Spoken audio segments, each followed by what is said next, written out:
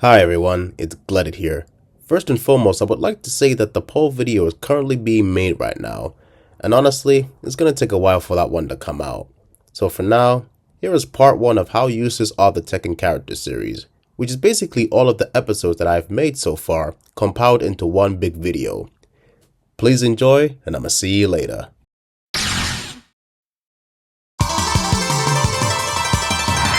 Kazuya Mishima, the cold-blooded oppressor of the series. There are times in the Tekken story where despite Kazuya being one of the most important characters, he is either on top of his game or not really doing all that much. So in this video, I'll be ranking Kazuya's role in the story in every canon Tekken game, ranking him from useless to King of the Iron Fist. In the first King of Iron Fist tournament, Kazuya starts out as the main character of the series. Kazuya's goals for entering the first tournament is to not only get revenge on his father Heihachi for throwing him off a cliff, but to also take over his father's company, the Mishima Zaibatsu. Kazuya fights his way through the tournament, manages to make it to the finals, and confronts Heihachi. He then defeats Heihachi, throws him off a cliff, and successfully takes over his father's company with an iconic smile. Kazuya makes a great first impression by entering the tournament, blowing past the competition, and becoming the very first winner of the first tournament, making this an easy King of the Iron Fist here. After Kazuya takes over the Mishima Zaibatsu, he just goes on a wild takeover, with crimes ranging from kidnappings, ordering assassinations, smuggling endangered animal species, etc. During the events of the tournament, Kazuya runs into Jun Kazama, a wildlife surveillance officer hoping to arrest Kazuya for the smuggling of animals. Kazuya finds Jun to be mysterious, a woman that approached him without fear. The two become very close to each other to the point where they bang off screen, leading to the birth of Jin Kazama. But during the events of the tournament, Heihachi comes back stronger and manages to get to the final stage to fight Kazuya. Kazuya even transformed into his devil form to get one up on him. However, Heihachi manages to push through and completely defeat Kazuya. So after that, Heihachi decides that in order to kill Kazuya for good, he throws him into an active volcano. This not only kills Kazuya, but also has his Devil Gene powers cut into two, the other half escaping his body. So yeah, Kazuya went on a rampage with the power of the Zaibatsu, committing all the crimes listed, gaining more power, and his interaction with Jun. All of this would make his role in the game a King of Iron Fist, but due to his loss against Heihachi and the loss of half his power, I have to knock him down a tier. Still cool though. Even though he was brought back to life by G Corporation only a few days after his loss against Heihachi, Kazuya is not involved in the Tekken 3 story. So instead of being present in the third game, Kazuya put himself through multiple experiments to try and figure out the mechanics of how to properly control the Devil Gene, with the hopes of not only defeating Heihachi, but destroy the Mishima Zaibatsu in its entirety. 20 years later, Heihachi sends out the Tekken Force to break into G Corporation to not only steal research data, but to also find Kazuya as he was needed for Heihachi's plans. But when the Tekken Force start raiding the building, they all run into Kazuya and they all get taken out. After the King of Iron Fist Tournament 4 was announced, Kazuya enters the tournament despite knowing it's a trap created by Heihachi to lure him out. While still in the tournament, Kazuya was set to fight against his son Jin, but Jin didn't arrive to the match, ending in his disqualification. Kazuya heads towards the final stage to fight against Heihachi. Before the fight even starts, Kazuya questions Heihachi on Jin's whereabouts, and Heihachi says he'll tell him after the match. Now when it comes to the ending of this fight, there are two outcomes. 1. Heihachi wins the fight. This could be the case because in the Tekken 5 manual in Kazuya's bio, it says, having been beat by Heihachi Mishima and Jin Kazama in the King of Iron Fist Tournament 4. 2. Kazuya wins the fight. Honestly, I believe that Kazuya winning the fight is the real outcome because it makes sense. Because not only is it supported by Tekken 8 Story Mode DLC, but there's also a cutscene where it shows Kazuya being the winner, while for Heihachi there is no cutscene after winning. So because of that, I'm gonna say that Kazuya won the fight against Heihachi and won the 4th tournament. After winning, Heihachi keeps his promise and takes him to see Jin in the Temple of Honmaru. Once they enter inside, Kazuya's devil persona takes control, explaining to Heihachi that now that he has Jin right in front of him, he can take back his powers from Jin in order to make himself complete. He then blows back Heihachi and tries to take Jin's power, but it fails. Seconds later, Kazuya attempts to regain control over his body and manages to succeed, eliminating the devil persona for good and making the power his own. Kazuya then wakes up Jin to get the rest of his devil power back, but ends up getting put to sleep.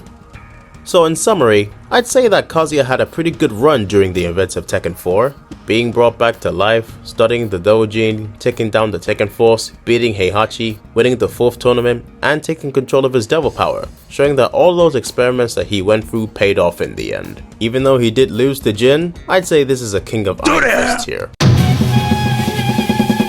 After the events of Tekken 4, Kazuya alongside Heihachi wakes up after their fight with Jin, only to get immediately ambushed by Jack 4 robots sent by G Corporation in order to kill both Kazuya and Heihachi. Kazuya and Heihachi both temporarily team up with each other to fight against the Jacks.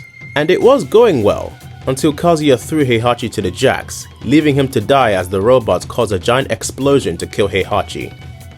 Kazuya comes to the realization that G Corporation, the very company that brought him back to life, have turned against him, and he enters the 5th tournament to make the traitors pay. Now main story wise, Kazuya doesn't really do all that much, but what we do know is that Kazuya manages to get to the higher ups of G Corporation and kills them all. With no one left to stop him, Kazuya takes full control and becomes the new leader of G Corporation. And that's really it for Kazuya's role in the story for Tekken 5. He doesn't really have much going on in the story aside from his team up with Heihachi and his takeover at G Corporation. Overall, I'd say he's alright. Not long after Kazuya became the leader of G Corporation, Jin uses the newfound power of the Mishima Zaibatsu to start an international war for seemingly no reason. Overseeing the chaos, Kazuya sends the military power of G Corporation to combat the voices of the Mishima Zaibatsu, making the overall public think that G Corporation are the good guys in this war. But Kazuya isn't fighting the war out of the goodness of his heart, but because he doesn't want anyone but himself to control the world. He then follows Jin to the desert in order to find a source of power tied to the Devil Gene. But before he could proceed any further, he then gets into a battle with Lars, ending in a stalemate. Frustrated, he leaves the desert alongside Anna, but not before telling Lars the true nature of the Mishima bloodline. It's their fate to fight and betray each other. And that's really it for Kazuya's role in the main story in Tekken 6. Once again, he doesn't seem to do a whole lot aside from being seen as the good guy by the public for facing against the Zaibatsu. Overall, I'd say he's alright. So the first time we see Kazuya in Tekken 7 is when he finds out that Heihachi has returned and reclaimed the Mishima Zaibatsu in Jin's absence. Now for a good portion of the story, Kazuya sits on his chair and just watches from the sidelines. Later on, while Heihachi and Akuma were fighting, Kazuya sends out the Jack 6 robots to take out Heihachi. Once all the Jacks get taken out, Akuma and Heihachi continue their battle, ending with Heihachi losing. It's also here that we find out that Akuma is only here because he made a promise to Kazumi that he would kill Kazuya and Heihachi. Once Kazuya receives that information, he decides to just laugh it off. Sometime later, Akuma shows up to the G Corporation tower to fight Kazuya, and that's when Kazuya finally gets off his chair. Before the fight starts, Kazuya asks Akuma how he knows about his mother, and Akuma says it's because Kazumi saved his life once. Which is vague. Anyway, they start fighting, and Kazuya transforms to try and get the upper hand. But before they could be a winner, Heihachi fires off a satellite laser from space to take Kazuya and Akuma out, destroying the G-Corp tower in the process. Kazuya survives and later on learns that he has been exposed by Heihachi for being a devil to the world. As a response to this, Kazuya fires a laser and destroys the satellite, causing massive chaos in the city. Later on, Kazuya and Heihachi would go on to have one last battle inside the volcano, determined to kill each other for good. As the fight goes on, Kazuya unleashes his full power form, while Heihachi powers up to the max. Kazuya then hits Heihachi with his most powerful move, but it still wasn't enough to kill him. Eventually, Heihachi gets the upper hand and manages to knock Kazuya back into his base form. With both of them beaten and tired, Kazuya uses whatever strength he has left and punches Heihachi in the chest, stopping his heart. With that being done, Kazuya then picks up Heihachi's body, and in the Mishima family tradition, throws Heihachi into a pool of lava, killing him for good. Or so he thought. Kazuya's overall role in the Tekken 7 story is a mixture of good and bad, mostly bad. The good things are that he manages to beat Heihachi, survives his fight against Akuma, and that's it. The bad stuff is that he just sits on his office chair almost every time we saw him on screen, fails to kill Heihachi with the Jacks, and fails to kill Heihachi himself. And I can get into a whole rant as to why Heihachi's survival in Tekken 8 is so stupid, but that's not the video for that. I'ma save that for Heihachi's video eventually. So for now, just know that Heihachi surviving just makes Kazuya look stupid because he clearly looked down where Heihachi was falling. Overall, I'd say Kazuya is just alright in the Tekken 7 story. Thankfully in this game, Kazuya is much more active this time around, as he is literally the main villain of this story. The story starts off with Jin confronting Kazuya in order to kill him. They fight for a while, Kazuya tells Jin to power up, and then Jin gets the upper hand for a few seconds before Kazuya transforms. Kazuya then tells Jin that as long as he lives, the kill count will only continue to increase, and then he just kills off a bunch of innocent people just cause he can. Jin gets mad, tries to punch Kazuya, it doesn't work, and then Kazuya fires off a Kamehameha-sized laser to finish Jin off. After that, Kazuya makes a global announcement to the world, saying that they rely too much on weapons and technology instead of using their fists to fight, and because of that they become too weak, declaring that he will rewrite the rules of the world. He then proceeds to destroy every satellite in space, and after that, he announces the 8th King of Iron Fist tournament, where if the fighter loses, the country that they represent will be destroyed along with them. Which is something I kinda wanted to see, but whatever. After that, the tournament gets started, and Kazuya just watches as the tournament goes on. Later on, Nina, who's working for Kazuya, informs him that the woman they're looking for is in Italy with Claudio, that woman being Zafina who has Azazel's power. We then head to the Colosseum where the finals are taking place. Some matches happen, the Fine Jin team are there as well, and Lars and Victor meet up to discuss plans. After Jin wins his fight against Leroy, Kazuya then shows up to make a speech about his ideal world and power. After that, Victor and Lars' forces raid the tournament to find Kazuya, while simultaneously Zafina and her group arrive.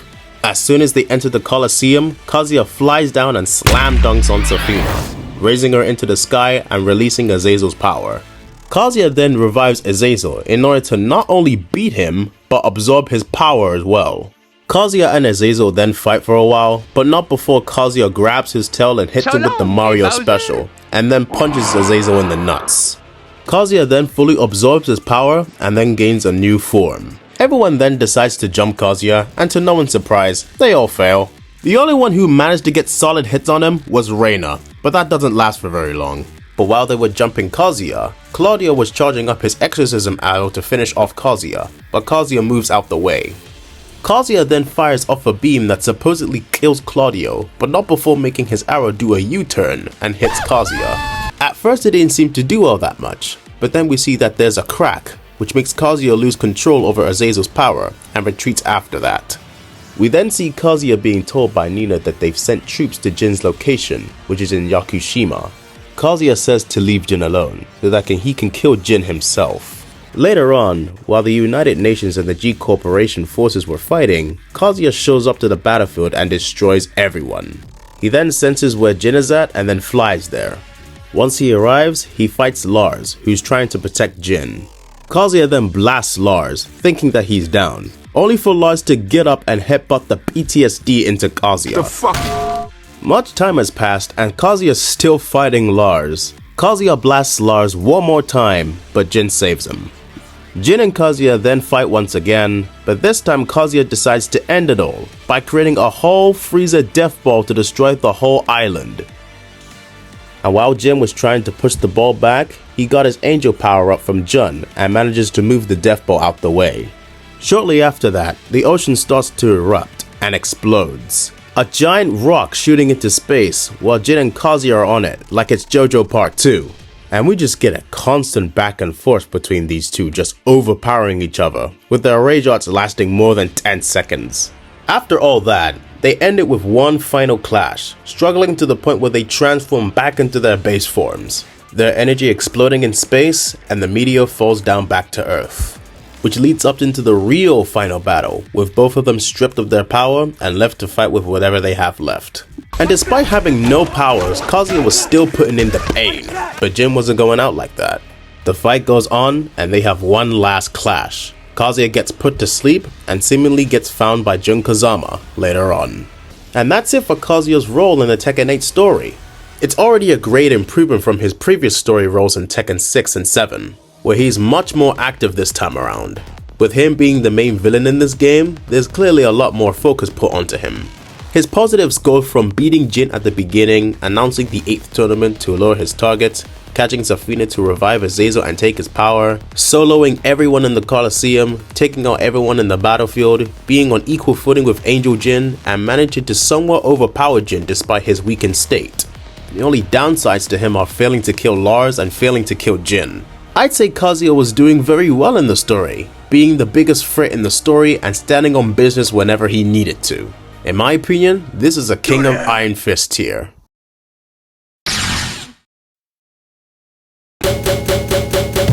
Lee Chaolun, the adopted son of Heihachi Mishima. Being a character who has been heavily involved with the Mishima family, he can either be an extremely valuable team member to barely doing anything at all. So in this video, I'll be ranking Lee's role in the story in every canon Tekken game, ranking him from useless to King of the Iron Fist. In the first game, Lee starts off in the beginning as Kazuya's rival, mainly thanks to Heihachi adopting him as a child, all because he wanted to pit him against Kazuya. Lee enters the first tournament with the goal of not only defeating Kazuya, but also inheriting the Mishima Zaibatsu. Later on, Lee manages to make it far enough into the tournament to fight Kazuya, but despite his best efforts, Lee loses to Kazuya, putting him in second place. So Lee's first start is a fine one, managing to make it far enough into the tournament to fight Kazuya, meaning he must have beaten all of his opponents in the tournament to get that far.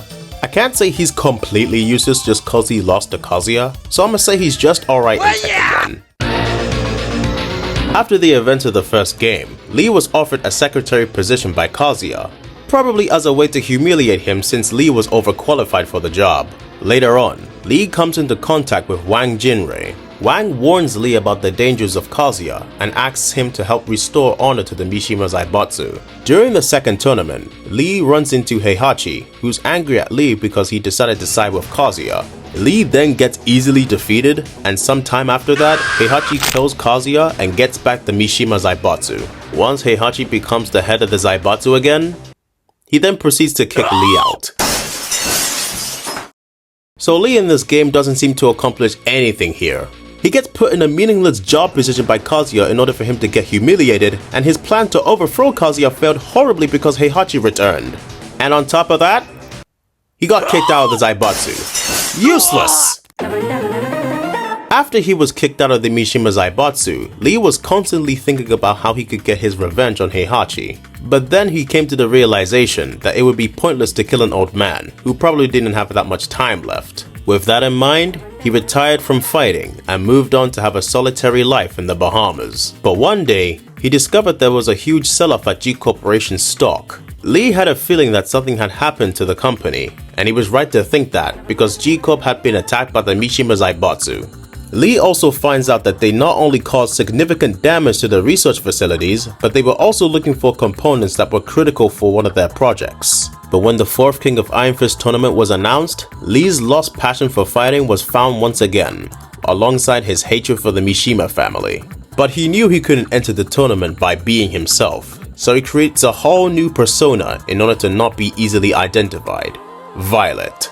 In his persona, Lee is the CEO of Violet Systems, which is a robotics company whose goal is to create a world where low-effort work is handled by robots. Which leads into the creation of Combat, who was made to copy anyone's fighting style as it progressed further into the tournament, hoping it would become the most powerful fighter on Earth. The reason why Lee entered the tournament was to use Combat as a PR stunt to not only promote his company, but to demonstrate what Combat was capable of. While in the tournament, Lee was doing very well, beating everyone in his path, until he came face to face with Kazuya, who was brought back to life. Surprised by his newly found existence, Lee was unable to retain his focus and lost the fight, eliminating him from the tournament.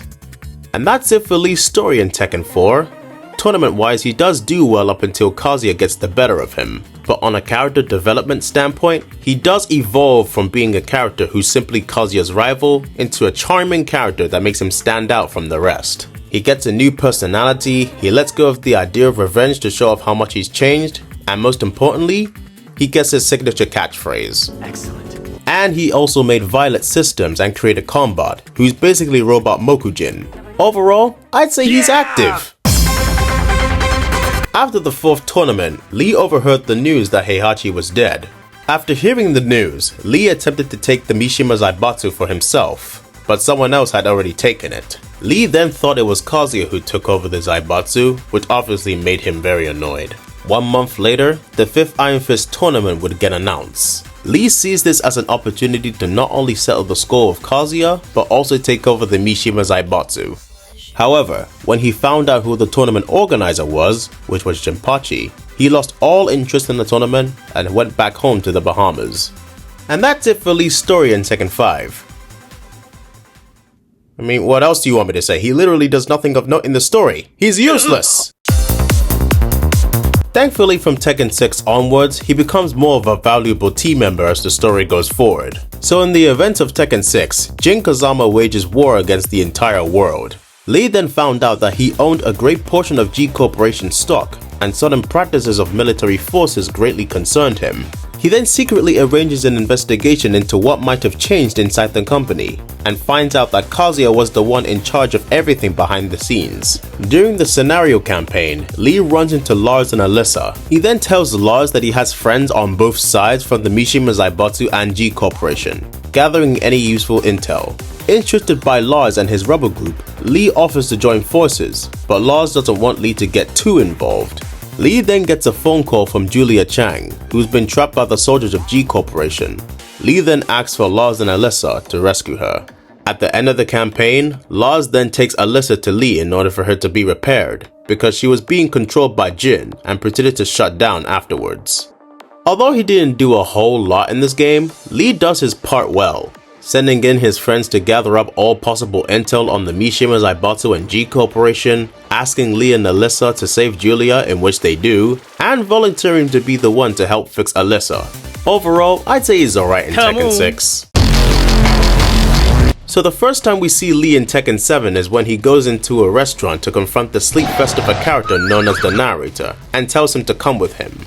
Later on, Lee goes up to check up on Alyssa, but then she kicks him, which also takes her head off. Alyssa then suddenly goes into stranger danger mode and attacks Lee. Lee wins the fight though. Lee then continues to help Alyssa regain her memories and then promises to take her to Lars. Suddenly out of nowhere, the Tekken Force shows up, but both Lee and Alyssa take care of him.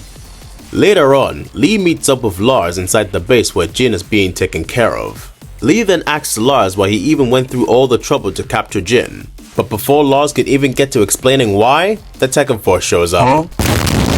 During the fight against Nina and Alyssa, the Tekken Force soldiers strapped Jin onto a helicopter, but little did they know, Lee secretly hijacks the helicopter and manages to safely secure Jin. He then tells everyone to evacuate the building and then seconds later, blows up the building with Nina inside, but she survives. Lee in the Tekken 7 story is much more involved in this game compared to his previous entries, with him managing to repair Alyssa, taking out the Tekken Force, rescuing Jin, and blows up the building where Nina is, although she doesn't die. Yeah, I'd say he's pretty useful in this story. At the beginning of Tekken 8, Lee shows up to tell the audience that it's been 6 months since the events of Tekken 7 happened. He then watches Jin fight Kazuya, only to lose badly and have Kazuya announce the 8th tournament. Later on, Jin and Lars finish their sparring session, and Lee comes over to tell Jin that ever since his fight with Kazuya, he's been falling off. Your strength, whack! Your speed, whack! Your reaction time, whack! Your foot stance, whack! The way you can't even power up, whack! The fact that you caused a global world war in order to summon an ancient demon to not only save the world, but also rid yourself of the devil gene, a plan which ultimately amounted to nothing, whack! Me? Beautiful! So for this portion of the story, Lee watches the tournament to see how Jin performs. During the finals at the Coliseum, Lee, Lars and Victor meet up to discuss their plan on how to ambush Kazuya. But it doesn't work, as Kazuya manages to revive Azazel to punch him in the nuts and take his power.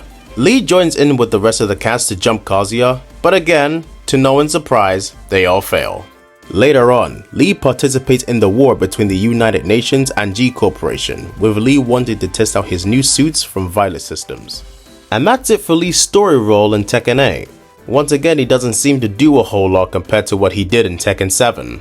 From telling Jin why he fell off, keeping an eye on Jin to see how he performs, and fighting off the G Corporation forces in the war. Outside of that, he just stands around with the rest of the cast, not doing all that much. Overall, I'd say he's just alright.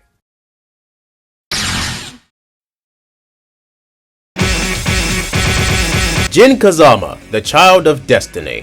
Being a character who's one of the big three main characters in the story, he can either go from the main character or just... So in this video, I'll be ranking Jin's role in the story in every Cat and Tekken game, ranking him from useless to King of the Iron Fist. In his first game, Jin starts off as the new main character of the series. When Jin was 15 years old, he and his mother, Jin Kazama, would be attacked by the god of fighting, Ogre. Jin tried to defend his mother, but he was knocked unconscious, leading to Jin having to fight Ogre all by herself. When Jin woke up, he saw everything around him burnt to the ground, and he couldn't find his mother, which made him think she was killed by Ogre. But before Ogre attacked, Jin said to Jin that if anything bad were to happen to her, he would find and stay with his grandfather Heihachi. Once Jin finds Heihachi, he takes Jin under his wing and trains him in the Mishima Ryu fighting style. He even had Jin attend the Mishima Polytechnical School, where he meets Ling Xiaoyu. He also meets Horang for the first time during a street fight, which ends in a draw, leading them to have an ongoing rivalry throughout the rest of the series. Once his 4 years of training were over, Heihachi then announces the third King of Iron Fist tournament. Jin enters the tournament to avenge the death of his mother. Jin makes it far enough into the tournament to get into the finals, but instead of Jin being the one to fight Ogre, it's Paul Phoenix who somehow manages to pull through and defeat Ogre. With Paul winning, that would have made him the winner of the tournament, if he didn't immediately leave after beating Ogre, all because he thought he won. Because not long after that, Ogre transforms into a second form, True Ogre, and conveniently, Jin was there to see the monster transform. Motivated by his mother's loss, Jin manages to successfully defeat Ogre, making him the official winner of the third tournament. But before he could process his victory, Jin gets shot down by the Tekken Force, and Heihachi walks up to deliver the headshot. Thinking that Jin was dead, Heihachi walks away to let his soldiers take care of things. But when one of the soldiers go flying, Heihachi then turns around, only to see that Jin has awakened the devil gene within him. He then grabs Heihachi, slams him through the window, spreads his wings, slam dunks Heihachi to the ground, and flies away, ending the story of Tekken 3. So far, it's a great first start for Jin. Being the new main character of the series, training under Heihachi for 4 years, meeting Xiaoyu and Horang for the first time, winning the third tournament, avenging his mother's death, surviving Heihachi's attack, and managing to awaken the devil gene. Jin certainly makes his presence known with a great first impression, so I'd say this is a King of Iron Fist here. After the events of the third tournament, Jin landed in Brisbane of Australia. Ever since he was betrayed by Heihachi, Jin despised everything that was related to the Mishima family. To further distance himself from his lineage, he then transitioned into training in the art of Kyokushin Karate. After 2 years of training, Jin successfully masters the Kyokushin Karate fighting style and abandons the Mishima Ryu fighting style. For now anyway. After the King of Iron Fist 4 was announced, Jin did not hesitate to enter the tournament, with his goal to not only defeat Heihachi, but his father Kazuya as well. Later on in the tournament, Jin was set to fight Kazuya, but he couldn't make it to the match because he was suddenly ambushed by the Tekken Force. Although he did manage to take down a good number of them, he was ultimately neutralized and taken away.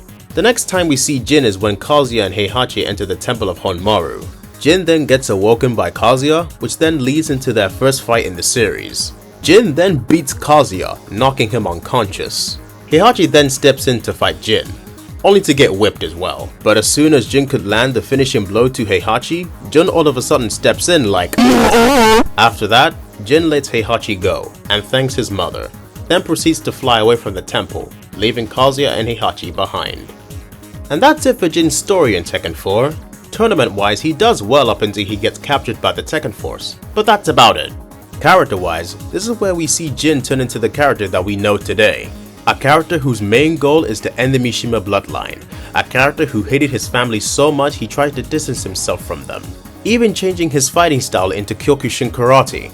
Jin's role in the story is very important, but kinda gets overshadowed by Kazuya's grand return in this game, with him getting the much bigger spotlight. Overall, I'ma say he's active.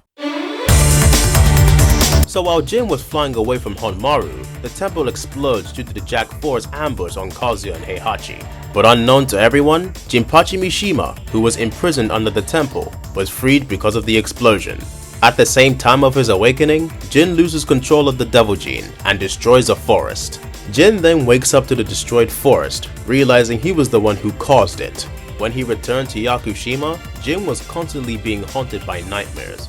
The influence of the Devil Gene had been getting stronger over time. Jin then realizes that if this keeps on going, he doesn't know how long he'll hang on for. Jin enters the 5th tournament to find a way to end the evil. While in the tournament, Jin comes face to face with Hwoarang and loses the fight. Shortly after Hwoarang wins, the Devil Gene takes over, transforming Jin into Devil Jin, and brutally defeats Hwoarang in the process.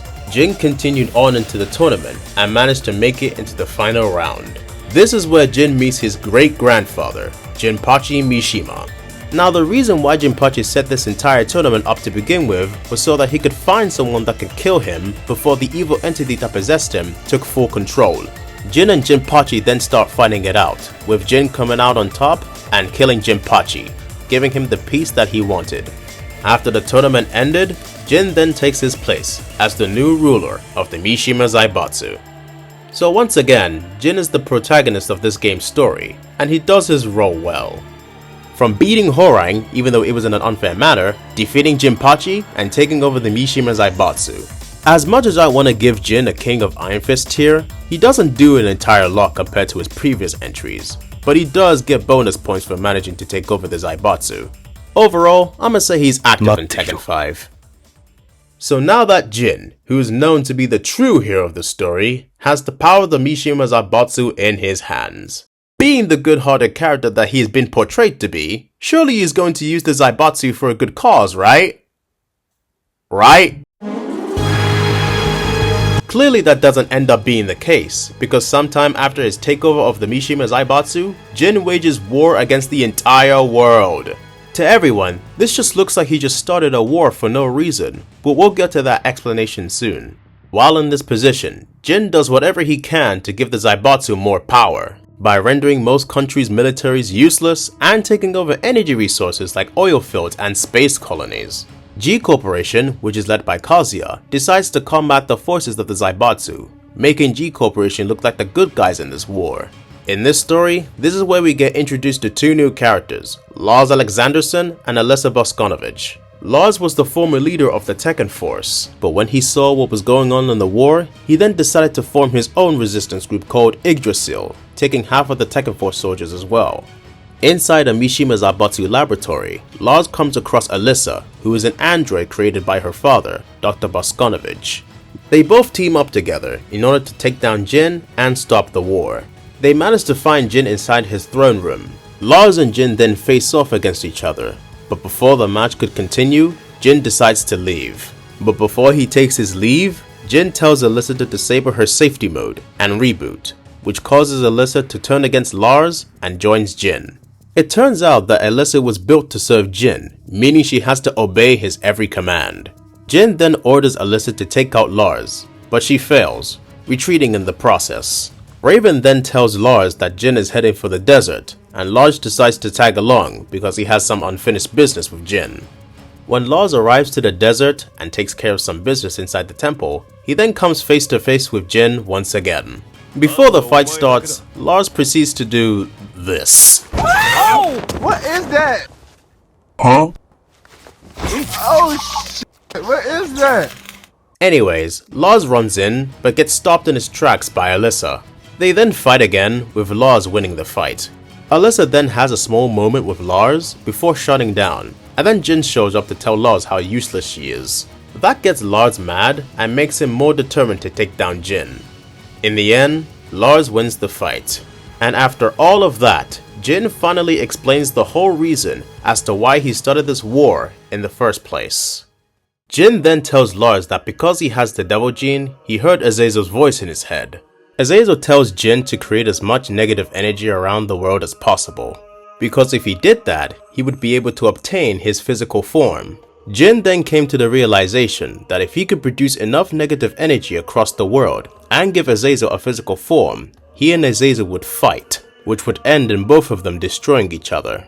Jin hoped that by doing this, he would be free of the Devil Gene's curse and the world would be saved. Lars claims that he already defeated Azazel, but as we see seconds later, that doesn't end up being the case, because Azazel comes back shortly after. Jin then powers up and slowly walks towards Azazel. Azazel then fires off some lasers, but they have no effect. But then Jin rushes in, one-shots Azazel, and then they both fall down the hole. And then a giant explosion comes out. After the scenario campaign, we get a post-credit scene, where Raven and his men find an unconscious body in the sand, and it turns out to be Jin. As we can see on his arm, the tattoo is still there, meaning that the Devil Gene is still around. And that's it for Jin's story in Tekken 6. Right from the start, it's a big change for Jin's character, going from hero to villain by starting a war.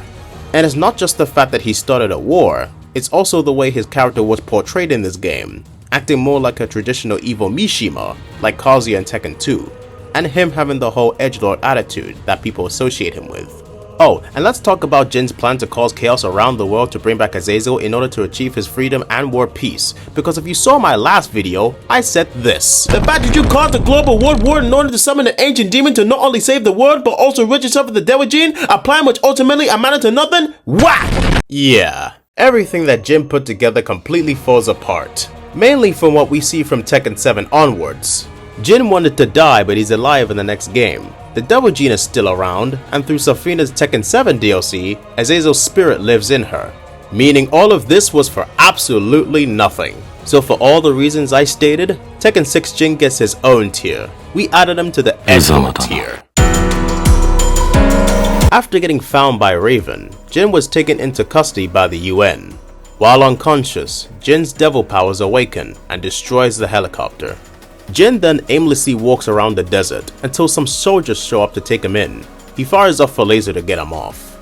Jin then finds himself in a marketplace and he is once again found by the UN soldiers. Jin then tries to run away, but he's so weak he can't even defend himself. Lars then comes in to rescue Jin and escapes. The next time we see Jin, he is asleep inside a medical facility by Violet Systems. Nina and the Tekken Force arrive to capture Jin, but was saved thanks to Lars, Alyssa and Lee. We then find out that Lars only saved Jin because he believes that Jin would be the key to end the war for good. After that, Jin would remain absent throughout the Tekken 7 story. It's only up until the very end of the game where we see Jin is fully awake with a new goal to kill Kazuya Mishima. Let's get straight into the point. Jin barely does anything in this story. He's just asleep for most of the game and was so weak he couldn't even defend himself. He's worthless. Forget about him.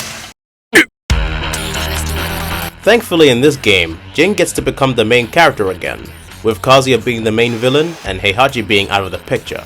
For now anyway. The story starts off in New York City, where Jin is following Kazuya, who is in a helicopter. So in order to catch up to him, Jin rides his motorcycle on the side of the building, jumps off the building, and throws the motorcycle at the helicopter. This scene is so ridiculous it's funny. So they get to fighting, Jin gets the upper hand for a little bit, but then Kazuya overpowers him. A week later, we see Jin resting in the Yggdrasil base, and Lars and Jin have a sparring match. Lars tells Jin to try and transform, but he can't. Jin then figures out that in order to awaken his Devil Gene, he has to be pushed to his limits. So he then goes up to Lee and Lars to say, "Hey guys, I want to enter the tournament." Are you sure? Yes. So during the tournament, Jin runs into Reina, who introduces herself. Later on, Jin and Reina are set to fight in the tournament.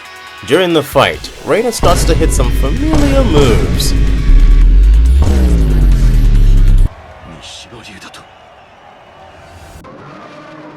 Huh?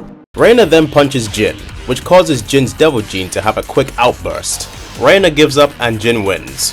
But seconds after that, Hwoarang jumps in to fight. Jin slowly starts to get his power back and then does a 10-hit combo to finish the match. Jin wins the match, which gets him into the finals, and Hwoarang, being the bad sport that he is, attacks Jin after losing. After that, Jin runs into Reina again. Reina then asks Jin to help her take down Kazuya, but then Jin rightfully asks if that has anything to do with the fighting style she used. 三島流の技ですか？あれは動画サイトの見よう見まねですよ。So we head to the Coliseum where the finals are taking place, and Jin is set to fight against Leroy Smith. Leroy thanks Jin for standing up to Kazuya in New York, and then they begin their fight. Jin manages to win the match, and Leroy gives him some advice. If you know your enemy and yourself, you'll never be in danger. Looking back on the past is the job of old men. Believe in yourself and look to the future. It's nice. After that, Lars and Victor's forces come in to storm the stadium, Zafina gets slam dunked and takes Azazel's power. Kazuya then throws Zafina away like trash, but Jin catches her. Zafina tells Jin to return to the point of origin, the place where it all began, that place being Yakushima. She then tells Jin that he will be a shining star of hope for the people, before dying. After Kazuya takes Azazel's power, everyone gives Jin some "you got this" type motivation speech before heading off to Yakushima, with Lily, Xiaoyu, Panda, and Asuka for some reason. While on the private jet, Lily shares the Kazama family tree with everyone and tells them about what happened in Yakushima. Later on, they arrive in Yakushima and Xiaoyu accompanies Jin on his way. Jin and Xiaoyu then arrive to the place where he and his mother used to do sparring sessions. Xiaoyu asks Jin to have a sparring match with her because she believes that an exchange of blows can be revealing, which then leads to Xiaoyu's love confession. でもジンは私の好きなジンのままだった。 But there's no time for Jin to process that confession, cause suddenly he starts hearing a lullaby that his mom used to sing inside his head, which leads him to go inside the tree and slowly falls into a coma. Inside Jin's dream, we see him in the descent into subconscious stage, where he sees an illusion of his mother and then sees his much drippier counterpart, Devil Jin. Jin then proceeds to go through 3 stages of trying to make peace with himself. After going through all 3 stages, Jin vows to protect those who are important to him, and in order for him to do that, he needs to accept his evil half in order to give him the strength to take down Kazuya. Once Jin does that, he gains black and white wings to show that he and Devil Jin are one together. After that, Jin saves Lars and goes straight into fighting Kazuya. The fight goes on and Kazuya decides it's time to destroy the entire island, summoning an entire death ball to do so. Jin tries to push it back, but he's clearly getting overwhelmed. But by the power of plot armor, Jin gets a vision from his mother, and John basically says, "Hi son, it's been a while. Here's a power boost that'll not only destroy the Devil Gene, but it'll also save yourself and Kazuya. Now get out there." So the battle between Angel Jin and True Devil Kazuya begins. We got JoJo references, aura offs, and over-the-top rage arts that last 15 seconds.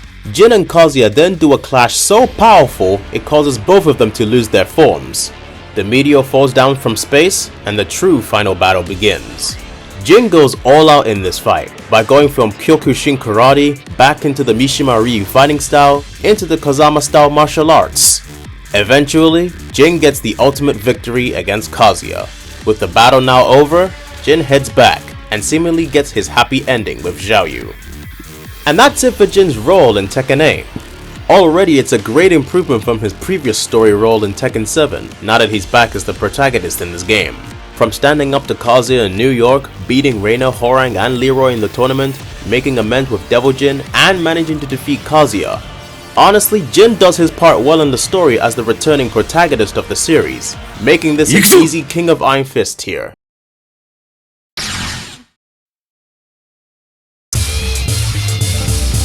King, the pro wrestler with a Jaguar mask. Being one of the most recognizable characters in Tekken history, he can either be on top of his game or just being a side character in the story. So in this video, I'll be ranking King's role in the story in every canon Tekken game, ranking him from useless to King of the Iron Fist. First, let's talk about King 1. Born in Mexico, King was once an orphan in the streets who cared about nothing but fighting. But one day, he would get into a fight, which ended with him getting seriously injured. While walking down the street injured, he would collapse in front of a church. The priests of the church brought King in and helped him recover from his wounds. After his recovery, King recognized the error of his ways of fighting in the streets and resolves it by beginning a new life where he becomes a Catholic priest. King then dreamed of one day building an orphanage in order to save the other orphans from becoming the kind of person King used to be. Although King was able to successfully build the orphanage that he dreamed of, funds for the orphanage were tight. So in order to bring money to the orphanage, King would become a professional wrestler, or a luchador in Mexican culture. He would then participate in wrestling matches and wearing his signature jaguar mask to cover his identity, and taking on the title of the Beast Priest. During this time, King would come across Armor King, another wrestler wearing a jaguar mask. During the fight between the two wrestlers, King would accidentally injure Armor King's eye. Ever since then, King would go on to become a star in professional wrestling in Mexico, while Armor King's career started to plummet. Sometime later, the first King of Iron Fist tournament was announced. With a large amount of money being the prize of the tournament, King saw this as an opportunity to enter the tournament to support the orphanage. While in the tournament, King would once again come face to face with Armor King, who's looking to settle the score between them and re-establish his name in the wrestling world. King wins for the second time against Armor King. They then decide to put aside their differences and become not just friends, but sparring partners too. King would then go on to get third place in the tournament and manages to secure enough money to support the orphanage. And that's it for King in Tekken 1. From the beginning, we've already seen great development in his character. From being a street orphan who likes to fight, becoming a priest, and building an orphanage to save others that were just like him. Although he didn't win the tournament, it's already a great start for King, so I'ma say he's active in Tekken 1. Sometime after the first tournament, King's orphanage was starting to struggle. It's also in this time that an orphan would die while in King's care. This would send King into a deep depression to the point where he would throw away the jaguar mask and run away. He then spends his days inside of bars, drinking his problems away. King would then walk in an alleyway behind a bar, drunk and depressed. But at the lowest point of his life, Armor King throws King the mask that he left behind and motivates him to get up and return to the orphanage as he is still needed there. Armor King also tells him that the second tournament is coming up and convinces him to train for it. King manages to recover from his depression and alcohol problems and starts training hard for the tournament. Sadly, neither King or Armor King got very far in the tournament. After the tournament ended, King would return to the orphanage and start teaching the orphans his fighting skills in order to teach them self-defense. Already in the second game, King goes through an emotional battle with himself because of the events that happened in Tekken 2. From the orphanage struggling, an orphan dying, King going through depression, Armor King helping him recover, and moving on to teach the orphans self-defense. Although he doesn't do a lot compared to the first game, he makes up for it by recovering from his depression and drinking problems. Overall, I'ma say King's alright in Tekken 2. In Tekken 3, things would take an unfortunate turn, as the first King was attacked and killed by the god of fighting, Ogre. When this news reached the orphanage, the people realized that without King, there would not be enough money to keep the orphanage from crumbling due to the lack of funds. Luckily, one of the orphans that was taken in by the first King decided to take up the mantle of King and wear his jaguar mask, becoming the King that you now see in future games, King 2. But due to being inexperienced in wrestling and only imitating the first King, he would lose every competition he entered. Thankfully, Armor King saw the new King and went to visit him. Out of respect for the first King, King would go on to train King 2. After 4 years of hard training, King managed to become a worthy successor to the first King. It's also during this time that Armor King tells King about what happened to the first King, that he was actually killed by Ogre. When the third tournament was announced, King entered the tournament to not only gain money to support the orphanage, but take his revenge on Ogre. We don't know how far King went into the tournament, but he wasn't able to fight Ogre, as it was Paul Phoenix and Jin Kazama that managed to defeat the god of fighting. Even though the first King was sadly killed, the second King managed to be a worthy successor with the help of Armor King, showing that all those 4 years of training paid off in the end. Even though he didn't win the third tournament, I'ma say King's alright in Tekken 3.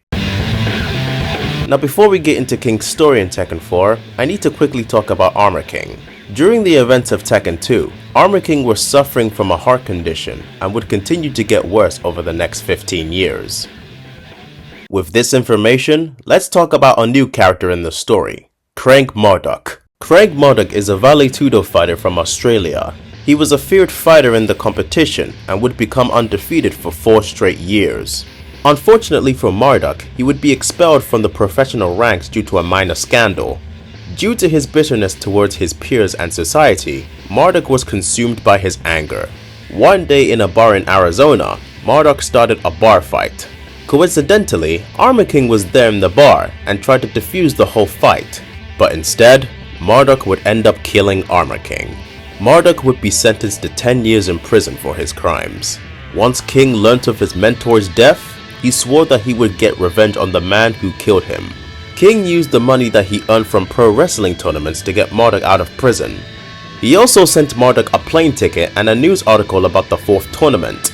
With King's plans in motion, he heads off to the tournament to get his revenge on Marduk. During the 4th tournament, King and Marduk would finally face each other. And King beats Marduk so badly he ends up in the hospital. Bro basically did him like this! King, please stop. After their match, King goes to the hospital where Marduk is, so he can finish him off. But then he sees a picture of Marduk and his family. Realizing that revenge is not the answer, he gives up on his revenge and leaves the hospital. And that's it for King in Tekken 4. In this game, he's much more active than he was in Tekken 3. Going on his revenge arc, getting Marduk out of prison to fight him, brutally defeating Marduk, and sparing him in the hospital. Even though he refused to kill Marduk, he definitely stood on business in this game. So I'ma say he's active in Tekken 4. Sometime after the 4th tournament, Marduk managed to recover from his fight with King and was released from the hospital. Infuriated by his loss to King, Marduk would go on to train harder than ever in order to become strong enough to defeat King. Marduk would then enter a Vale Tudo tournament while wearing a black Jaguar mask. King sees a big screen that shows Marduk challenging him to a rematch while wearing a black Jaguar mask in order to taunt King. King refused to let his master's name be disgraced any further, so he accepts the rematch and enters the tournament to fight Marduk. During the tournament, King runs into Julia Chang.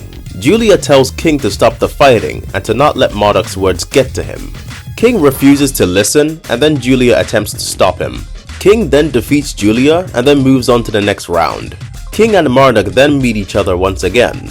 Marduk, feeling better than ever, claims that he'll win this match fair and square. And then King beats him again. But unlike last time, King offers Marduk a helping hand. They then put aside their differences and end up forming a friendship. And that's it for King in Tekken 5. Even though he's not as active as he was in Tekken 4, he makes up for it by not only defeating Marduk, but managing to put their differences aside and forming a friendship with Marduk. Overall, I'ma say he's alright. After the 5th tournament, Marduk went into his locker room, only for the lights to go out and suddenly be attacked. When the lights came back on, he caught a glimpse of the person who attacked him, and it turned out to be a person who looked like Armor King. When King was told about this, he was furious about it and tried to find the attacker, but was unsuccessful in his attempt. Sometime afterwards, King would go over to his room and look at an old picture of Armor King. He then accidentally drops the photo and it shatters. King then discovers a hidden photo behind the first one, a picture of 2 Armor Kings. Meanwhile, Marduk is at the cemetery digging up the grave of the first king to make sure he's dead. He then opens the coffin and then sees a body inside. Once Marduk made sure Armor King was in fact dead, suddenly Armor King appears. King also appears to question the true identity of Armor King. And it's here where it's revealed that this is the brother of the first Armor King, who is here to get his revenge on Marduk for killing his brother.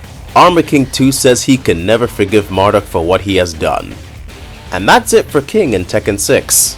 He doesn't get to do much in this game's story, and it also doesn't help that he's caught in the middle of the battle between Marduk and Armor King. So I'ma say King's just sidelined in Tekken 6.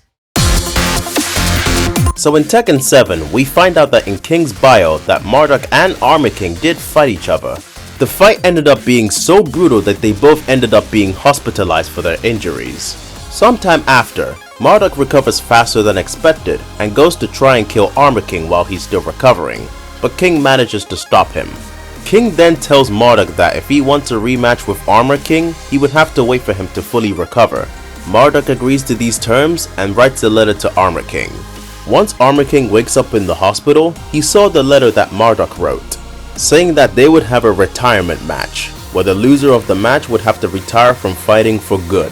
But in Armor King's case, if he loses, he not only has to retire, but remove the Jaguar mask from his face.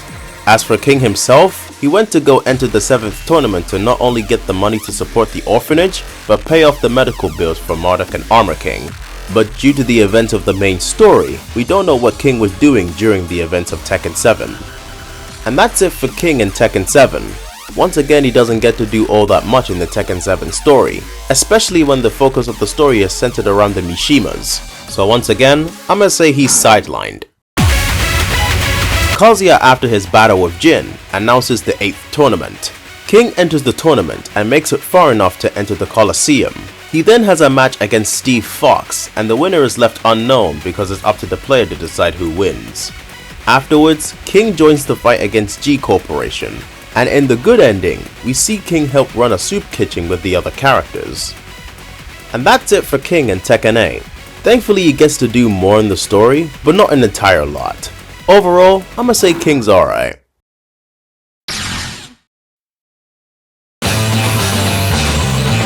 Heihachi Mishima, the Iron Grandpa of the series. Being a character who has been present in every Tekken game, he can either be on top of his game or barely accomplishing anything. So in this video, I'll be ranking Heihachi's role in the story in every canon Tekken game, ranking him from useless to King of the Iron Fist. In the first game, Heihachi is the main villain. In Tekken 1, Heihachi is the leader of the Mishima Zaibatsu, an organization known for being the world's largest developer of military equipment. During this time, Heihachi decides to create the very first King of Iron Fist tournament in order to gather some potential strong soldiers for his own personal use. The winner of the tournament can also get a great amount of prize money as well.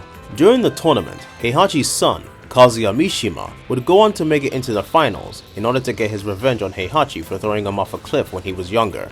The reason why Heihachi threw Kazuya off a cliff years ago was because he wanted to test Kazuya to see if he was strong enough to be his successor. So in order for Kazuya to be a worthy successor, he would not only have to survive the fall from the cliff, but also climb back up as well. In the tournament, Heihachi gets defeated by Kazuya and gets thrown off the same cliff that he threw Kazuya off years ago. And that's it for Heihachi in Tekken 1. Even though he's the main villain of this game, he doesn't seem to do a lot. All he really does is create the tournament and get beaten by Kazuya, so I'ma say he's just alright in Tekken 1. So sometime after the events of the first game, Heihachi survives the fall of the cliff and climbs back up. Once Heihachi finds out that Kazuya has successfully taken over the Mishima Zaibatsu, he goes into hiding deep within the mountains. He then starts training alongside Kuma in order to refine his Mishima Ryu fighting style. 2 years later, the second King of Iron Fist tournament was announced, and Heihachi enters the tournament to get back the Zaibatsu. During the tournament, Heihachi runs into his adopted son, Lee Chaolon. Furious about Lee joining Kazuya's side, Heihachi defeats Lee easily. In the final stage of the tournament, Heihachi faces off against his son Kazuya. Being pushed to the edge, Kazuya transforms into his devil form to get the upper hand. But despite this, Heihachi manages to push through and defeats Kazuya. To make sure Kazuya stays dead this time, Heihachi would then throw him into a volcano. Heihachi then flies away in his helicopter and the volcano erupts, which ends up killing Kazuya. With that done, Heihachi becomes the leader of the Mishima Zaibatsu once again. And then he proceeds to kick Lee out. And that's it for Heihachi in Tekken 2. Already there is a big change in Heihachi's role in the story, as he has gone from the main villain to the main hero of the story, and he's a lot more active in this game. From going into hiding to train, defeating Lee and Kazuya, throwing Kazuya into a volcano, successfully getting back the Zaibatsu, and kicking Lee out. So for those reasons, I'ma say Heihachi's a King of Iron Fist tier in Tekken 2. Years after the second tournament, Heihachi continues to lead the Mishima Zaibatsu and would even create the Tekken Force, his own private army. One day, Heihachi sends out the Tekken Force on an excavation in Mexico, but they were annihilated by a mysterious being. Heihachi learned that the mysterious being was Ogre, the god of fighting. Heihachi then made it his goal to capture Ogre and obtain great power. During this time, Heihachi was visited by Jin Kazama, claiming to be the son of Jun Kazama and Kazuya Mishima. Jin said that he was told to come to him by his mother when they were attacked by Ogre. Heihachi would then take Jin under his wing and train him in the Mishima Ryu fighting style. 4 years later, Heihachi would announce the third tournament in order to lure out Ogre. After the tournament when Jin defeated Ogre, the Tekken Force soldiers show up and shoot down Jin, and then Heihachi walks up to deliver the headshot. As he walks away, one of the Tekken Force soldiers goes flying past Heihachi, and he turns around, only to see that Jin has awakened the devil gene within him. Jin then grabs his face, slams him through the wall, spreads his wings, and slam downs on Heihachi. Jin then flies away, and Heihachi just casually gets up. And that's it for Heihachi in Tekken 3. He doesn't get to do a lot compared to Tekken 2, but he still gets stuff done in this game. From learning about Ogre, training Jin for 4 years, and creating the tournament to not only lure out Ogre, but also use Jin to his advantage. Although he doesn't do a lot here, his role in the game does affect the overall story going forward, so I'ma say he's just alright in Tekken 3. Sometime after he got slam dunked by Jin, Heihachi and his researchers managed to collect samples of Ogre's blood. This was done in order to try and create a new life form by combining both Heihachi and Ogre's genetic material. However, the experiment was a failure due to Heihachi's genetic material being incompatible with Ogre's. Heihachi then realized that he didn't have the devil gene, which was necessary in order for the combination to work. With this in mind, Heihachi begins his search for Jin, but while in his search, Heihachi obtains a photograph of a man who appears to be badly burnt. He knew that it was Kazuya in the photo, and also learned that his body had also been taken in by the company known as G Corporation, who was trying to bring Kazuya back to life. After learning about this, Heihachi sends in the Tekken Force to invade the G Corporation laboratory in order to find Kazuya's body, but instead they get confronted by Kazuya himself, who had been brought back to life. The Tekken Force soldiers try to take out Kazuya, but they all get taken down. So in order to get the devil gene from either Jin or Kazuya, Heihachi would then announce the 4th tournament in order to lure them both out. During the tournament, Heihachi sends out the Tekken Force to capture Jin while on his way to fight Kazuya, and they successfully manage to do so. In the finals of the tournament, Kazuya and Heihachi would fight each other once again. Kazuya asks Heihachi where Jin is, but Heihachi says he'll tell him after the match. Now if you saw my Kazuya video, I said that I believe Kazuya winning this fight makes more sense, because there's more evidence to back that up. Like for example, it being referenced in Tekken 8 Story Mode DLC, and there being a cutscene when you win with Kazuya, while for Heihachi there is no cutscene. So Kazuya wins the fight against Heihachi and wins the tournament. As promised, Heihachi takes Kazuya into the Temple of Honmaru, where Jin is being held. Once they arrive, Kazuya's devil persona takes control and pushes Heihachi away. Not long after, Heihachi gets up only to see Kazuya on the floor and tries to defeat Jin in order to take his power, but he gets whipped. But Jin drops Heihachi and then flies away. And that's it for Heihachi in Tekken 4. Honestly, he doesn't do much in this game. His experiment with Ogre's blood failed, he lost to Kazuya, lost to Jin, and failed to get the devil gene from both of them. He accomplishes nothing in this story. He's useless! Shortly after their fight with Jin, Kazuya and Heihachi both get ambushed by a bunch of Jack 4s. Kazuya and Heihachi both temporarily team up together to take down the Jack robots. But as more robots start coming in, Kazuya grabs Heihachi and throws him to the Jacks. Kazuya then escapes and leaves Heihachi. The Jack robots then set off a giant explosion to try and kill Heihachi. But instead of killing him, the explosion sends him flying very far and crash lands in a forest and would not wake up for several weeks. Once Heihachi woke up, the 5th tournament was already over and Jin Kazama became the new leader of the Mishima Zaibatsu. Yeah, as you can see, Heihachi didn't do anything in this game due to him being unconscious for the entire game. So for Tekken 5, I'ma just say he's sidelined.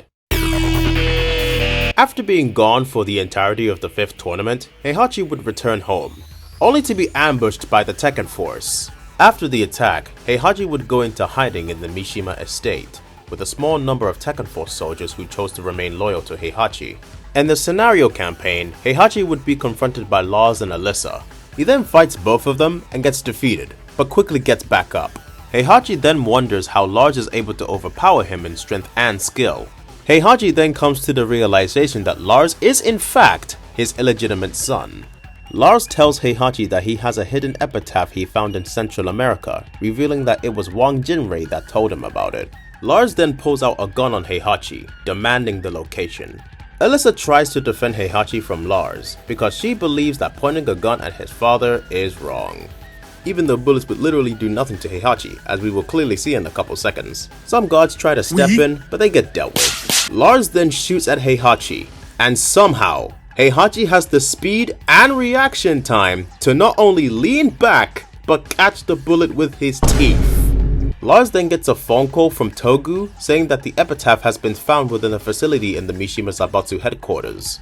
Feeling like his time has been wasted, Lars and Alyssa leave the Mishima estate. And that's it for Heihachi in Tekken 6. Once again, he doesn't get to do much in this game due to losing the Mishima Zaibatsu and going into hiding. So I'ma say he's sidelined in Tekken 6. So at the start of Tekken 7, Jin has gone missing after his battle with Azazel, making it the perfect time for Heihachi to finally step in and take back the Zaibatsu. Heihachi then goes on to defeat many of the Tekken Force soldiers and starts punching missiles away because why not? He then encounters Nina and defeats her. Heihachi then tells Nina and the Tekken Force that with Jin missing, he should be the one to take over. Heihachi manages to become the leader of the Mishima Zaibatsu once again, and then announces the 7th tournament, which we will never see.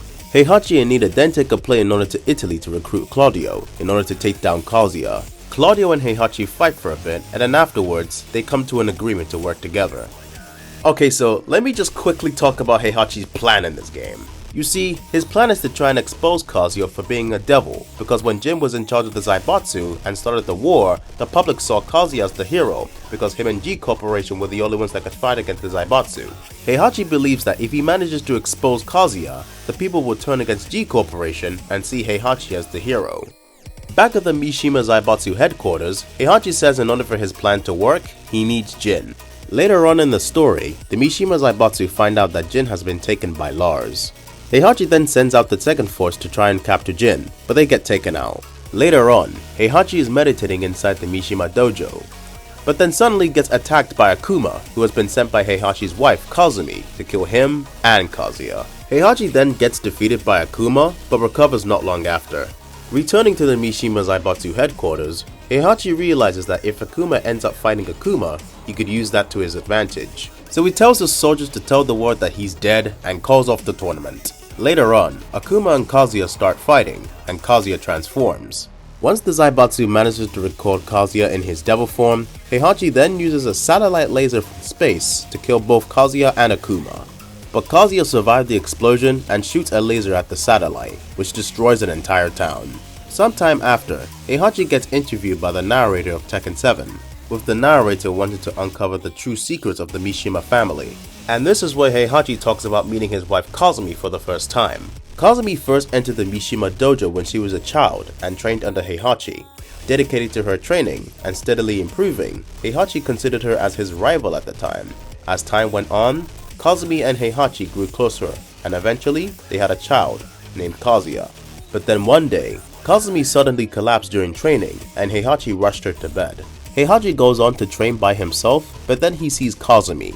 Kazumi then suddenly attacks him and then explains why she's doing this. Kazumi explains that she's actually from the Hachijo clan, a clan whose purpose is to kill anyone who could become a potential threat to the world. Kazumi also has the devil gene and transforms. Heihachi is able to win and walks away, but Kazumi gets up and charges at him, only for her to get caught and gets grabbed.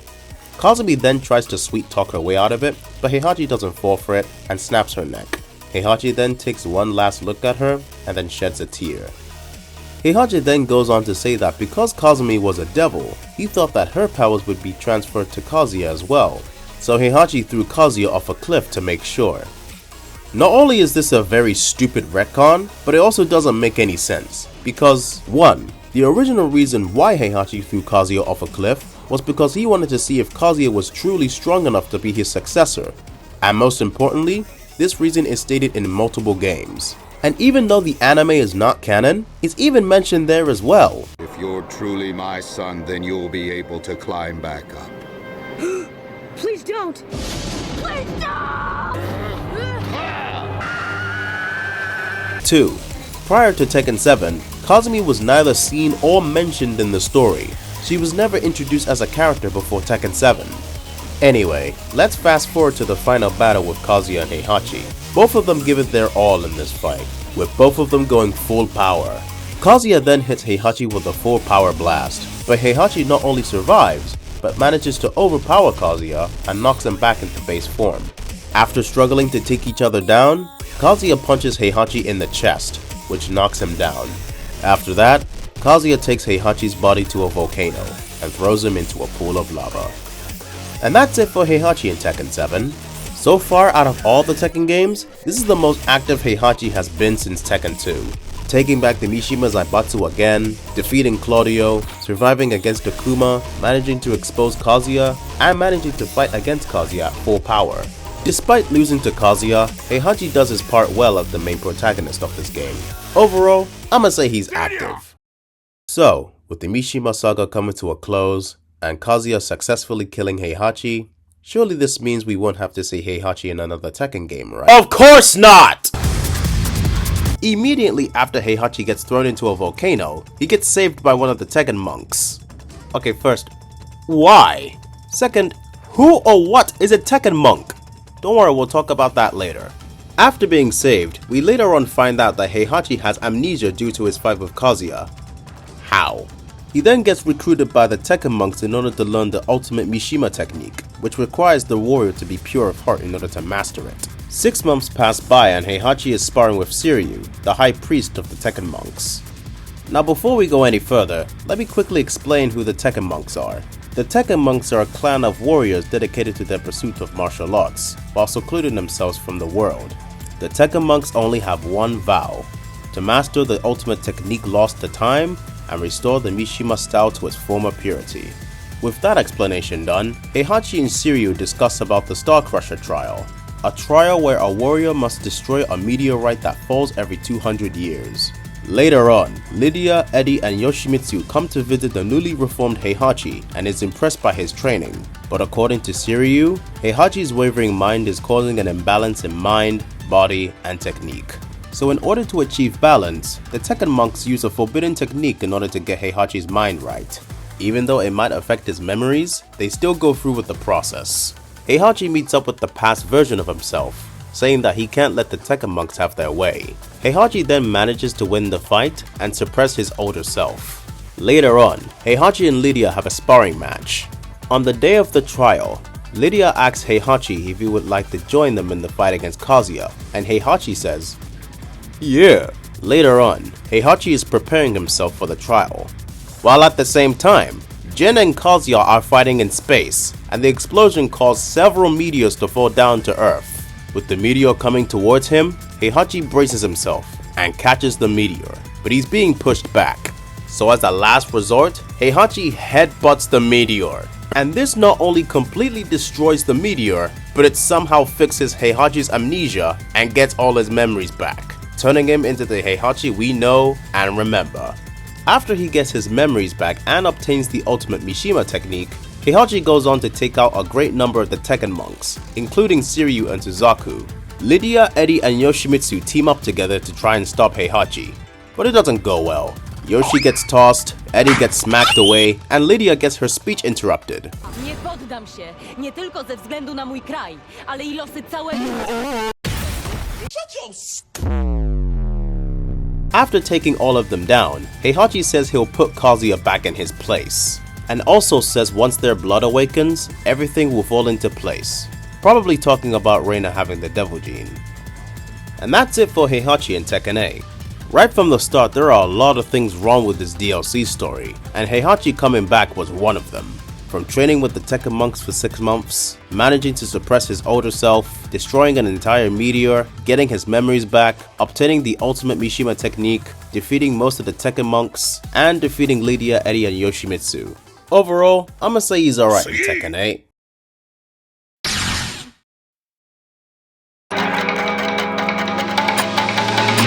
Yoshimitsu, the space ninja of the series. Being one of the only few characters who has appeared in every Tekken game, he can either be on top of his game or being relegated to the side. So in this video, I'll be ranking Yoshimitsu's role in the story in every canon Tekken game, ranking him from useless to King of the Iron Fist. In the first game, it's here where we find out that Yoshimitsu is the leader of the Manji clan. The Manji clan are a group of ninjas who steal from the rich and give to the poor around the world. During this time, Kunimitsu, who was the second in command at the time, was stealing from the clan's funds for her own benefits. When Yoshimitsu caught her in the act, she was soon banished from the clan. When the first King of Iron Fist tournament was announced, Yoshi decides to use himself as a decoy so that the other clan members can steal the tournament's funds.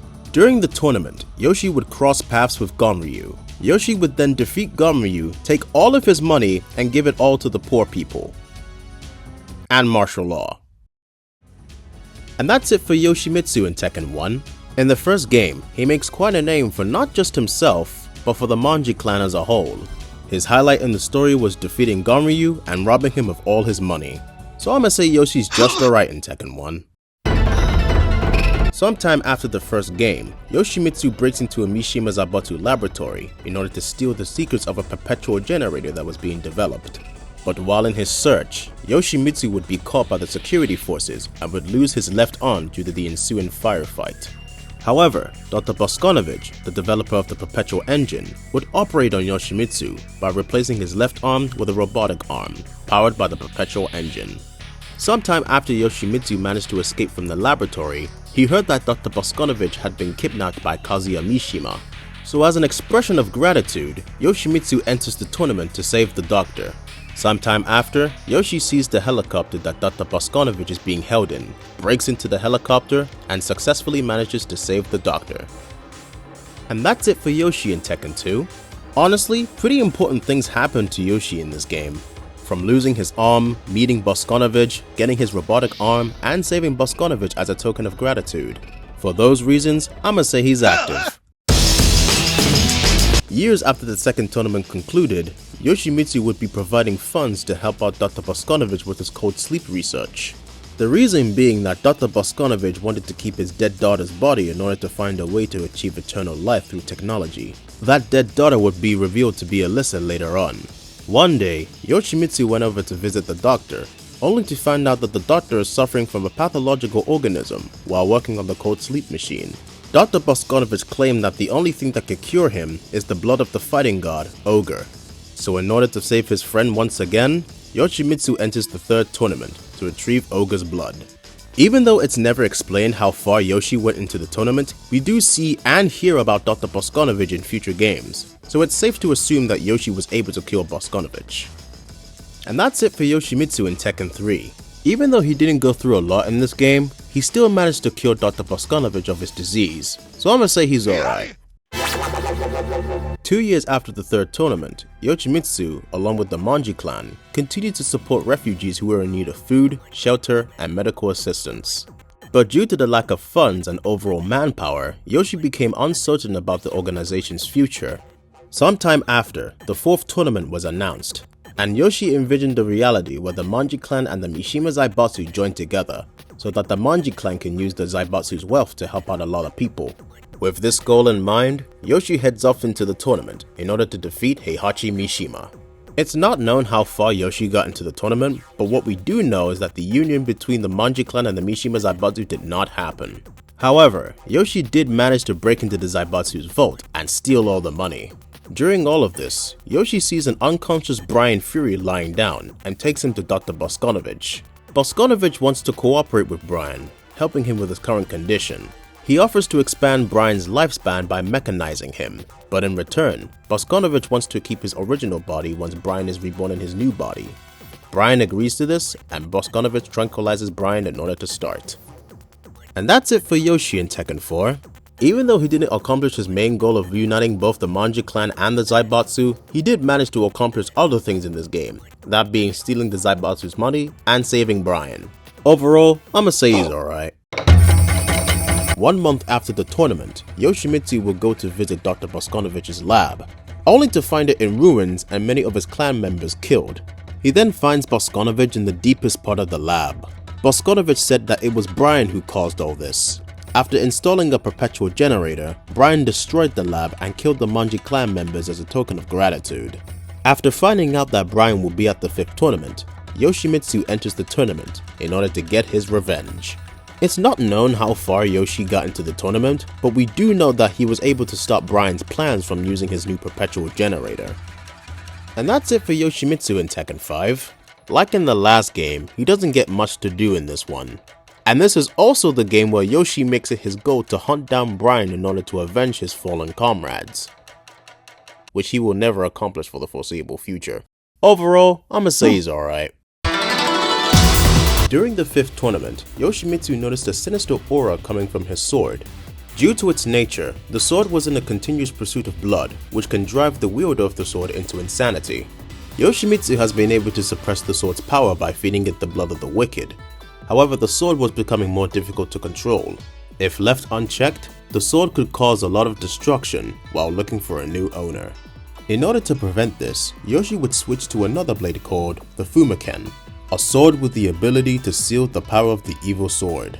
Yoshi enters the 6th tournament, hoping to restore balance to the sword. And that's it for Yoshimitsu in Tekken 6. No, I'm serious, that's it. We don't get to know if we ever managed to fully control the evil sword, but most importantly, there was no 6th tournament, cause everyone was too busy trying to stop Jin. So sadly, I'ma say he's useless in Tekken 6. During the events of Tekken 7, Heihachi reclaims his position as the leader of the Mishima Zaibatsu and announces the 7th tournament. With this announcement, Yoshimitsu sensed something bad was happening, so he entered the 7th tournament to confirm his suspicion.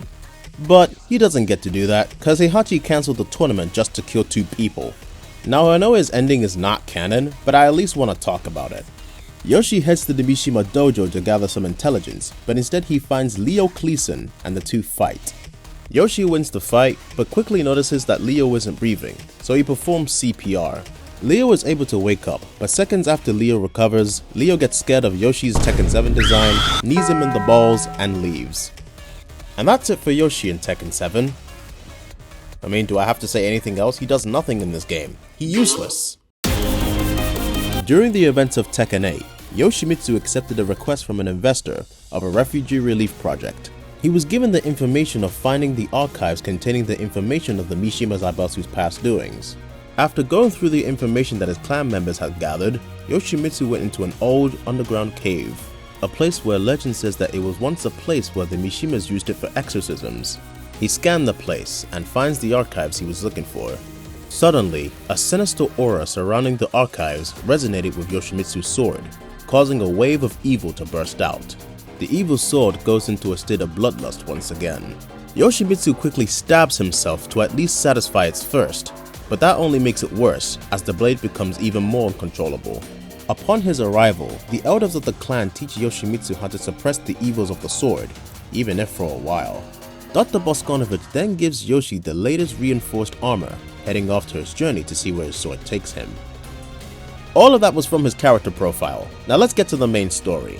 2 months before the 8th tournament, Yoshi accompanies Eddie Gordo to Law's Yggdrasil base in order to team up against G Corporation. At the tournament, Yoshimitsu faces against Brian, but due to story reasons, there was no official winner. Later on, the war with G Corporation starts, and Brian and Yoshimitsu begin their fight on the battlefield. Is what I would be saying if the Tekken devs didn't do false advertising in their intros, cause Yoshimitsu and Brian are nowhere near the battlefield. Instead, Yoshi was busy being with Lydia and Eddie to visit the Tekken monks. Lydia and Yoshimitsu go to the Tekken monks temple to observe Heihachi Mishima, who just so happens to have memory loss. But after headbutting a meteor, getting his memories back, and soloing the Tekken monks, Yoshi, Lydia, and Eddie all team up together to take down Heihachi. They all get whipped.